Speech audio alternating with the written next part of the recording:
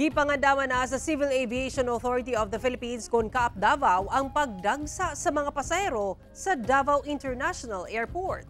Atong saro ng dugang detalye sa report ni Jandy Esteban live. Jandy.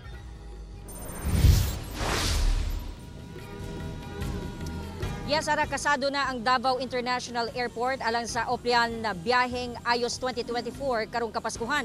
Panawagan sa otoridad sa mga pasahero nga sayo moadto sa airport aron malikayan ang aberya. Sayo nanukad gikan Tagum City, Davao del Norte ang pamilya ni Dobilin paingon sa Davao International Airport. Kini aron dili maipit sa traffic ug dili malangan sa taas nga linya. Saan po kayo magpapasko? Sa Pampanga po. From what city po? We're from Tagum City. Kumusta naman po yung papasok dito? Okay lang? Mais naman, smooth naman. Although maraming tao pero okay naman. Ginalantaw nga sukad karong adlaw dagsa na ang mga pasahero sa Davao International Airport nga manguli sa ilang tagsa-tagsang lugar o manglaag karong nagkaduol ang Pasko. Sugod sa bulan sa December, 12,000 ang daily average passengers dinhi sa Davao International Airport. Gilauman nga sugod karong adlaw hangtod magpasko, musaka ang ihap sa mga pasahero by 15%.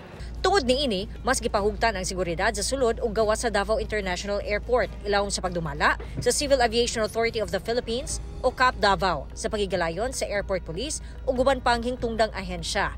Gani sa entrance pa lang, hugot na ang pag-check sa mga bagahe gamit ang X-ray baggage scanner. Ang mga pasahero kinahanglan sab moagi sa metal detector. Karong adlaw nagsugod yun ang amo ang Oplan biyaheng Ayos Pasko of 2024. Part sa amo ang pagpangandam is the putting up of itong mga the usual namo ang mga passenger assistance guests.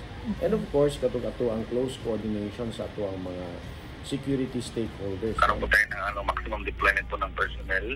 Yung po problema natin ng ito po unattended baggage po nakakapag-cause po ng panic po sa general public. Siguraduhin po natin na walang maiiwan, lalo na po sa ating mga biyahe.